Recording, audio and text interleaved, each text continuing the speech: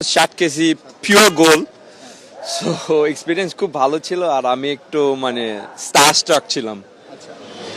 Captain, আসলে এটা একটা ইন্সপিরেশন হিসেবে কাজ করে কিনা যে আমরা আসলে ওয়ার্ল্ড কাপ কবে খেলবো হু নোজ, বাট এই ট্রফিটা হচ্ছে আমরা কাছ থেকে দেখতে পাচ্ছি এবং জি। ফিউচারে যে আমরা খেলার একটা ইন্সপিরেশন, এটা হচ্ছে অনেক এনকারেজমেন্ট দেয় কিনা? জি, আমি একটা স্পিচ বলছি মানে ওই সবার সামনে, তো ওইখানে আমি বলছি মানে যেহেতু ট্রফি আসছে Bangladesh, let this be an inspiration to all the footballers যারা হার্ড ওয়ার্ক করতে পারে,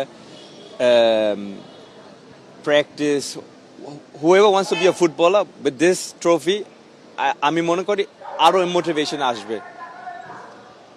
আর এই trophy I think for the new generation, maybe one day Bangladesh নিজে একটা চ্যাপ্টার লিখতে পারেন in the world cup sense.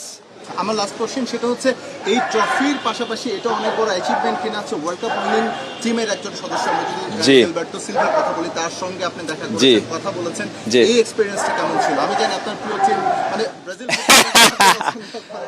না, আমি ছোটবেলা থেকে আমি ব্রাজিলকে ফলো করছি, কারণ আমার ফার্স্ট ফেভারিট প্লেয়ার ছিল রোনালদো।